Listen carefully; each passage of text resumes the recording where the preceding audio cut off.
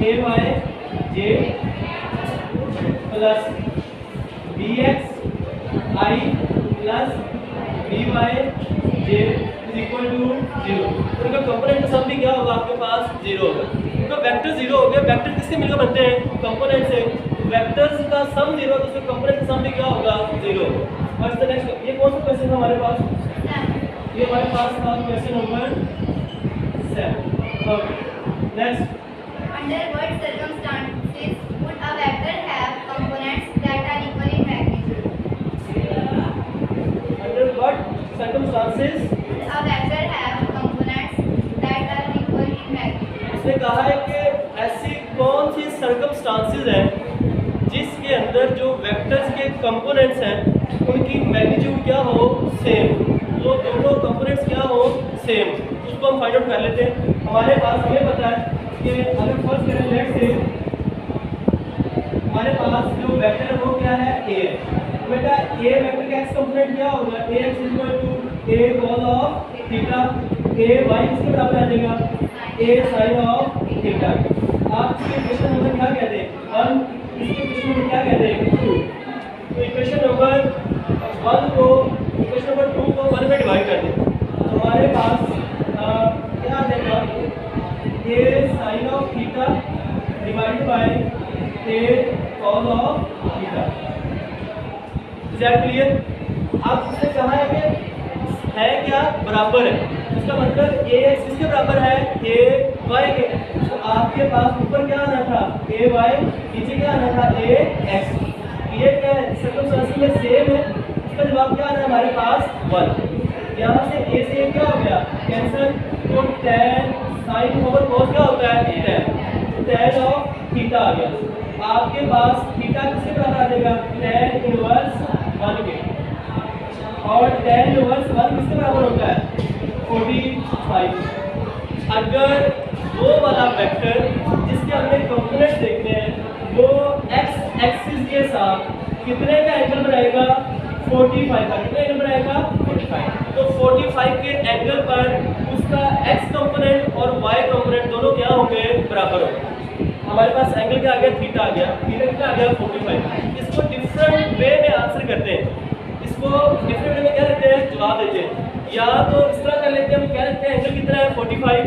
45 जब आप बेटा साइन में वैल्यू पुट करेंगे हमारे पास क्या होता है? a cos of theta. cos 45 और sin 45 की वैल्यू क्या होती है? सेम होती है। तो इस तरह आपके पास ax की वैल्यू भी क्या आएगी? सेम। ay की वैल्यू भी क्या आएगी? सेम। तो कुछ की इसके अंदर ये लिखा होगा कि थीटा 45 के ऊपर x कंपोनेंट और y कंपोनेंट की वैल्यू क्या होती है? सेम होती है। आपने वैसे लिखना है तो आप सिर्फ 45 की वैल्यू उसमें पुट करेंगे। अगर आपने ऐसे लिखना है तो आप इसको एवेल्युएट कर लेंगे इसको थीटा को और आप कह देंगे थीटा वैल्यू के ऊपर x कंपोनेंट और y कंपोनेंट की वैल्यू क्या होगी? सेम। दोनों सूरतों में जवाब क्या कंसीडर किया जाता है? सही कंसीडर किया जाता है। नेक्स्ट क्वेश्चन कौन सा है? जी। Is it possible to add a vector quantity to a scalar quantity? Explain. One of the most phenomenal short question ये हम पहले डिस्कस कर चुके हैं। स्केलर और वेक्टर्स। बेटा स्केलर की जिंदगी कुछ और है, वेक्टर की जिंदगी कुछ। वेक्टर्स की जिंदगी थोड़ी सी कम्प्लेक्स है। तो आप इसका जवाब क्या होगा? A scalar can not be added into a vector quantity because both have different physical nature. Scalar की सिर्फ और सिर्फ मैग्नीट्यूड होती है और वेक्टर्स के पास मैग्नीट्यूड के साथ साथ डायरेक्शन भी होती है, इसलिए हम इनको सिंपल मेथड से ऐड नहीं कर सकते। जी next. Can you add 0 to another vector? अच्छा अब देखो वही सवाल है लेकिन उसकी शेप मुझे क्या करती है? चेंज। जीरो कौन सी क्वांटिटी होती है? Scalar quantity. और नल वेक्टर कौन सी क्वांटिटी होती है? Vector quantity. आ जाए। अब दोनों की नेचर क्या है? Different. That's why a zero can not be added into a vector quantity. आप इसको थोड़ा सा एलैबोरेट कर देंगे। Zero is a scalar quantity and null vector is a vector quantity. Both have different physical nature that's why they can not be added. हम इनको add नहीं कर सकते। Okay next. Two vectors have unequal magnitudes. Can their sum be 0? Explain. Okay इसने कहा है दो vectors हैं जिनकी मैग्नीट्यूड क्या है? डिफरेंट है। मैग्नीट्यूड क्या है? डिफरेंट। तो क्या उनका सम 0 हो सकता है? ऐसा पॉसिबल ही नहीं। बेटा वेक्टर्स का सम 0 होने की दो कंडीशन है। एक तो उनकी मैग्नीट्यूड सेम हो, दूसरी की उनकी डायरेक्शन क्या हो, ऑपोजिट हो। जब कोई दो अनइक्वल वेक्टर्स होंगे, अनइक्वल वेक्टर्स होने का मतलब उनकी मैग्नीट्यूड सेम नहीं, अनइक्वल होने का मतलब उनकी डायरेक्शन सेम, दोनों में से कोई एक चीज़ हो सकती है, ठीक है, या दोनों चीज़ें ही हो सकती हैं। तो दो वेक्टर्स का सम जीरो होने की कंडीशन ये है कि उनकी मैग्नीट्यूड क्या हो, सेम, और डायरेक्शन क्या हो, ऑपोजिट। तो आप इसका जवाब क्या लिखेंगे, no, two unequal vectors can not have the addition. आप इसे कह सकते हैं कि दो वेक्टर्स जो अनइक्वल वेक्टर्स हैं उनका जो सम है वो कभी भी जीरो नहीं हो सकता, क्योंकि जो वेक्टर्स का एडिशन रूल है उसके मुताबिक दोनों की मैग्नीट्यूड क्या होनी चाहिए, सेम, और डायरेक्शन क्या होनी चाहिए, ऑपोजिट। जी नेक्स्ट।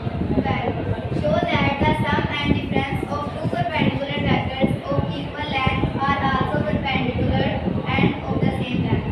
ओके, उसने कहा है दो वेक्टर्स हैं वो क्या है, परपेंडिकुलर, क्या है, कहता आप ये साबित करें कि अगर आप उनका सम लेते हैं और आप उनका क्या लेते हैं, डिफरेंस लेते हैं, तो वो जो सम वाली वैल्यू आएगी और जो डिफरेंस वाली वैल्यू होगी वो भी इसलिए क्या होंगी, परपेंडिकुलर, और उनका सम भी क्या है, वो भी क्या होंगे इसलिए के परपेंडिकुलर। अगर दोनों वेक्टर्स परपेंडिकुलर हैं तो उनकी समीशन और डिफरेंस वो भी इसलिए क्या होंगी, परपेंडिकुलर। अब फर्ज करें मेरे पास ये वेक्टर ए है, क्लियर, ये मेरे पास वेक्टर क्या है, बी है, क्लियर है। उसने क्या कहा है, इनका सम, रिजल्टेंट क्या आ गया, इनका सम क्या आ गया, a प्लस बी, इनका क्या आ गया, सम। डिफरेंस लेना है तो हम इस वेक्टर b को क्या कर देते हैं, नेगेटिव y एक्सिस में ड्रा कर देते हैं। तो ये मेरे पास क्या आ जाएगा, a माइनस बी, डिफरेंस आ गया। a और b एक्सिस में क्या है, परपेंडिकुलर। साबित ये करते हैं कि इन दोनों का सम और डिफरेंस ये भी एक दूसरे के क्या है, परपेंडिकुलर। ये भी कितना बनता है, 90 बनता है। ये चीज़ हमें साबित करनी है। अब परपेंडिकुलर होने का मतलब क्या होता है, परपेंडिकुलर मतलब क्या होता है, ऐसे वेक्टर जिनका डॉट क्या आए, जीरो आए, ऐसे ही होता है ना, डॉट और अगर दो वेक्टर का क्या आए, जीरो आए, तो इसका मतलब क्या होता है, वो दोनों वेक्टर्स एक दूसरे क्या है, परपेंडिकुलर। बड़ी ये बात हमने प्रॉपर्टीज में। ओके, ये हमारे पास होती है मेन कंडीशन। और दूसरी बात क्या कही है बेटा, दोनों वेक्टर्स इक्वल है, दोनों वेक्टर्स क्या है, इक्वल। सेकंड की कंडीशन क्या दी हुई है कि a बराबर है किसके, b के। अब हम साबित करते हैं कि अगर हमारे पास इन दोनों वेक्टर्स का डॉट लेने पर क्या आ जाए जवाब, जीरो, तो हम ये बात कहने में कामयाब हो जाएंगे, दोनों सॉल्यूशन भी और डिफरेंस भी एक दूसरे क्या है, परपेंडिकुलर। चलिए इन दोनों डॉट लिख देते हैं। हमारे पास क्या आ गया, a plus B dot a minus B. Is that clear? अब इसको हल कर लेते हैं। a से मल्टीप्लाई होगा, क्या हो जाएगा, a स्क्वायर डॉट लिया, आगे हमारे पास क्या आ गया, प्लस का साइन है, प्लस क्या आ गया, b a, सॉरी ये हमारे पास आ गया a स्क्वायर, अगला क्या आ गया, माइनस a b, फिर आगे क्या आ गया, प्लस b a, फिर क्या आ गया, प्लस माइनस माइनस, क्या आ जाएगा, b स्क्वायर। डॉट पे कम्यूटेटिव अप्लाई होता है तो a भी किसके बराबर होता है, b a की, ये क्या हो गया, कैंसिल। हमारे पास क्या बच गया, a स्क्वायर माइनस, सवाल की कंडीशन क्या है कि a किसके बराबर है, तो जहां पर b है वहां पर a पुट कर लो, या जहां पर a वहां पर क्या पुट कर लो, b। तो क्या आ गया, a square minus a square, क्या हो गया, आपस में कैंसिल, जवाब क्या आया, जीरो। तो समीशन डॉट डिफरेंस किसके बराबर आया, जीरो के। जब इनका डॉट जीरो के बराबर आया तो मतलब ये दूसरे क्या है, परपेंडिकुलर। और ये बात हमने क्या कर दी है, साबित कर दी। यही चीज़ हमने साबित करने को हमने कहा था, ये बात हमने साबित कर दी। तो याद रखिए ये जो एंगल बन रहा है कितना बन रहा है, 90 का बन रहा है। हाँ जी, जाहिर बात है बेटा, दो वेक्टर्स हैं, सम और डिफरेंस। ये जो रिजल्ट वेक्टर आया a माइनस बी का और a प्लस बी का, इनकी लेंथ क्या होगी, same. Next, How would the two vectors of same magnitude have to orient it if they were to be combined to give a resultant equal to a vector of the same magnitude? अब देखो हमने एक चीज़ पढ़ी थी, जब हम close shape बनाते हैं तो क्लोज शेप में वेक्टर्स का रिजल्टेंट क्या हो जाता है, 0 हो जाता है। अब दो वेक्टर्स हैं, कहता है किस तरह से ओरिएंट करें कि जो इनका रिजल्टेंट वेक्टर आए उसकी मैग्नीट्यूड से क्या आए बराबर है। तो उसके लिए जब हम, आपको पता है जब हम एक ट्राइंगल बनाते हैं क्लोज शेप की, उसका जो एंगल बनता होता है एक्स एक्सिस के साथ वो कितना बनता होता है 120 का। कितना बनता होता है 120। अगर हम दो वेक्टर्स को लेकर ऐड करें, कैसे सर आप दो वेक्टर्स को लेकर ऐड करें और उनके दरमियान एंगल कितना रखें 120। कितना रखें 120 का। तो जो इसके ऊपर रिजल्टेंट वेक्टर ड्रा होगा उसकी लेंथ इस वेक्टर के और इस वेक्टर क्या होगी बराबर होगी। तो आप सिंपल क्या कह सकते हैं, इफ द एंगल इज 120 तो जो रिजल्टेंट वेक्टर होगा उसकी मैग्नीट्यूड क्या होगी सेम होगी। आपको जस्टिफाई करने की जरूरत नहीं, सिर्फ एंगल यार। जिसके इंटरनल एंगल्स होंगे बेटा वो कितने कितने होंगे 60 60 होंगे। कितने होंगे 60 60। लेकिन जो एक्स एक्सिस का एंगल बनेगा एक्सटर्नल वो कितना बनेगा 120 का। दो वेक्टर्स को अगर ड्रा किया जाए एक्स एक्सिस एंगल कितने पे 120 पे, तो जो रिजल्टेंट वेक्टर आएगा उसकी मैग्नीट्यूड क्या आएगी सेम आएगी, जितनी ए की होगी जितनी किसकी होगी बी की होगी। यही उसका आंसर सवाल पूछा है जी। Next 40. The two vectors to be combined have magnitude 60 Newton and 35 Newton. तो ये छोड़ दे, ये एमसीक्यू है। नेक्स्ट करें। Suppose the sides of a closed polygon represent vector arranged head to tail rule. What is the sum of these vectors? Polygon का मतलब क्या होता है? Many-sided closed figure. Many-sided closed figure. Polygon के अंदर कितनी साइड होती है 6 साइड होती है। कितनी होती है? अब उसने कहा है क्लोज पॉलीगॉन। क्या कहा है क्लोज पॉलीगॉन। और आपको पता है जब कोई वेक्टर जहाँ से शुरू हुआ है वहीं पे खत्म हो जाए तो उसका सम क्या हो जाता है 0। तो आप 6 वेक्टर लेते हैं A B C D E F, let's say आपने नाम लिए। जब आप क्लोज पॉलीगॉन ड्रा करेंगे, फर्ज करें मैंने ये ए वेक्टर, ये बी वेक्टर, ये सी, ये डी, ये ई और ये एफ। तो जहाँ से पहले की टेक्स्ट हुई थी लास्ट उसकी क्या आ गई हेड आ गया। तो ये आपके पास ए बी सी डी ई और एफ। तो इन सब का सम क्या आएगा आपके पास 0 है। तो आप क्या कहेंगे क्लोज पॉलीगॉन के अंदर तमाम वेक्टर्स का सम क्या आ जाएगा 0 आ जाएगा जी। Next 60. Identify the correct term. ये भी एमसीक्यूज है, skip it. Next 17. If all the components of the vector a1 and a2 were reversed, how would this order a1 multiply a2? उसने कहा है कि अगर हमारे पास a1 है वेक्टर और कौन सा है a2 वेक्टर है, इनके जो कंपोनेंट्स हैं क्या है कंपोनेंट्स हैं उनको क्या कर दिया जाए रिवर्स कर दिया जाए। क्या कर दिया जाए Reverse. मतलब जो पॉजिटिव को क्या कर दिया जाए नेगेटिव कर दिया जाए। a1 को भी नेगेटिव कर दिया, a2 को भी क्या कर दिया नेगेटिव। होता है रिवर्स का मतलब कहता है कि फिर आप अगर इनका क्रॉस लेते हो a1 क्रॉस a2, कहता है रिवर्स करने के बाद इनका क्या रिजल्ट बनेगा बेटा, उस पर कोई भी इफेक्ट नहीं होगा क्योंकि आपने इसके कंपोनेंट भी क्या कर दिए हैं रिवर्स, इसके कंपोनेंट भी क्या कर दिए हैं रिवर्स। जब वो आप उसमें क्रॉस प्रोडक्ट लेंगे तो माइनस माइनस क्या हो जाएगा प्लस। तो आप अगर इनमें से किसी एक को रिवर्स करते तो फिर उनके जो कंपोनेंट्स थे उनकी डायरेक्शन क्या हो जाती रिवर्स हो जाएगी, लेकिन दोनों को एट अ टाइम रिवर्स किया है इसलिए नेट रिजल्ट पर कोई भी इफेक्ट नहीं होगा जी। Next 18. Name the three different conditions that would make a1 multiply a2 equal to 0. Multiply नहीं है, दैट इज क्रॉस प्रोडक्ट। ठीक है, कहता है कि 3 ऐसी कंडीशंस बताएं जिसके ऊपर a1 क्रॉस a2 क्या हो जाए 0 लिखा जाएगा, ऐसे लिखा जाएगा नल वेक्टर हो जाए। a1 क्रॉस a2 क्या हो जाए 0। इससे रेलेवेंट कितनी कंडीशन बताई जाए, कितनी बताई जाए 3 कंडीशन बताई जाए। पहली बात तो ये a1 नल वेक्टर हो जाए, टोटल रिजल्ट क्या हो जाएगा नल वेक्टर हो जाएगा। दूसरा क्या a2 क्या हो जाए नल वेक्टर 2 गई। और पता है क्रॉस के अंदर किस किस एंगल पर वैल्यूज नल वेक्टर आती हैं 0 डिग्री पे और 180 पे। जब आप इसको खोलते हो तो आपका रिजल्ट क्या आता है बेटे a1 a2 sine theta, theta आ गया आप पहली दो कंडीशन किसकी बना दें, इनकी, इनमें से एक नल वेक्टर हो जाएगा, रिजल्टेंट क्या आ जाएगा, नल वेक्टर। ये 2 नल वेक्टर हो गया, फिर रिजल्टेंट क्या आएगा, नल वेक्टर।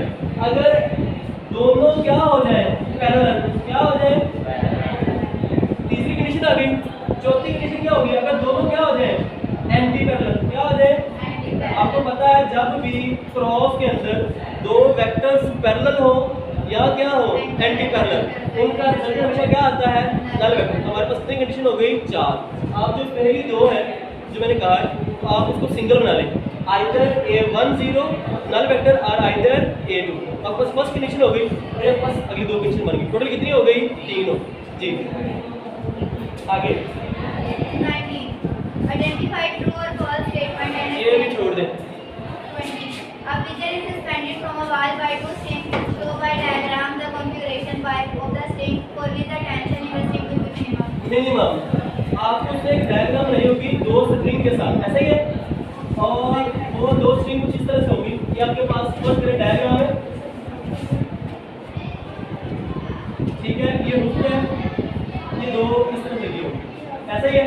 अब इस स्प्रे में जो वेट किस तरह कर रहे हैं, वर्टिकली एक्टिंग, डाउनवर्ड, और जो रस्सी में रिएक्शन फोर्स है इसको क्या कहते हैं, रस्सी में जो रिएक्शन फोर्स है इसको क्या कहते हैं, टेंशन। शाबाश। फर्स्ट है इस टेंशन नाम क्या है, T1, इसका नाम क्या है, T2। हम रिजल्ट कैसे निकालते हैं, हम तमाम फोर्सेस क्या लेते हैं, सम।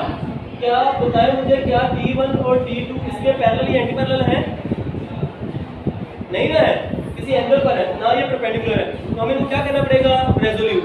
तो रेजोल्यूट करते हैं, ये हमारे पास क्या आ जाएगा, इसका T1 इसका क्या आ जाएगा, T1x। इसी तरह ये इसका क्या आ जाएगा, T2x, और ये इसका कौन कंपोनेंट आ जाएगा, T2y। अब वेट की जो ऑपोजिट डायरेक्शन में कंपोनेंट है ना, वो इस टेंशन की क्या है, y कंपोनेंट है। ये टोटल वेट एक्टिंग डाउनवर्ड और इसके कोरिस्पोंडिंग जो टेंशन है, उनके दोनों कंपोनेंट्स का सम किस तरफ है, अपवर्ड।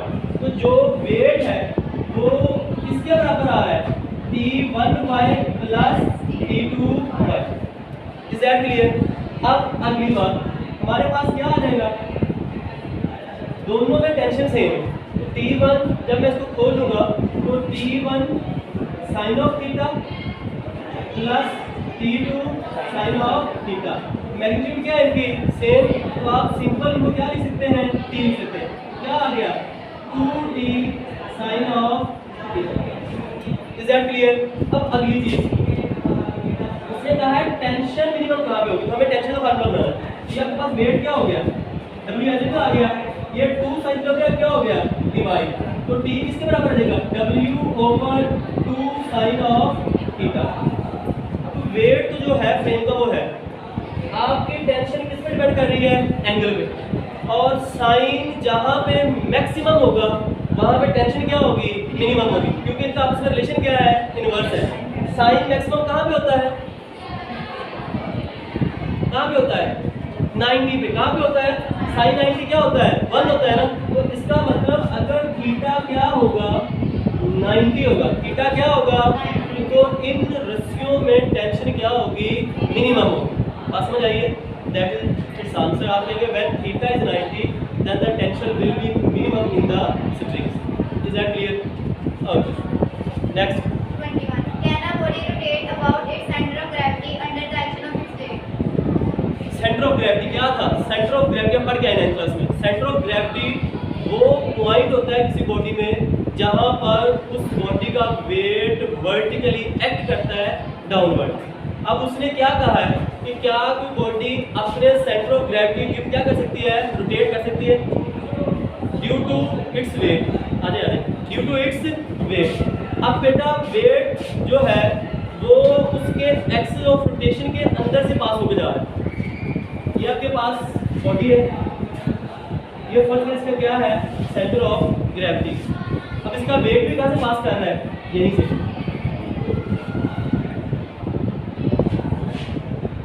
ठीक है। अब वेट और एक्सिस ऑफ रोटेशन एक दूसरे क्या है, पैरेलल है, तो क्या बॉडी रोटेट कर जाती है, तो बॉडी कभी भी रोटेट नहीं करेगी अगर उस पर लगने वाली फोर्स कहाँ से पास करे, उसके एक्सिस ऑफ रोटेशन से। जब उसके पैरेलल हमेशा टार्क कब पैदा होता है, जब फोर्स क्या हो परपेंडिकुलर, लेकिन ये उसके अंदर से पास हो रही है। हाँ, इससे किसकी वजह से क्या है, वेट की वजह से। मैं इसको हाथ से पकड़ के घुमा सकता हूँ, लेकिन बात से किसकी की है, वेट की। तो वेट क्योंकि एक्टिंग डाउनवर्ड और एक्सेल रोटेशन किस तरफ है, डाउनवर्ड, तो वो उसके अंदर से पास कर रहा है। वेट इज अ फोर्स, तो वेट की वजह से ये बॉडी रोटेट नहीं करेगी, इसमें टार्क पैदा नहीं होगा।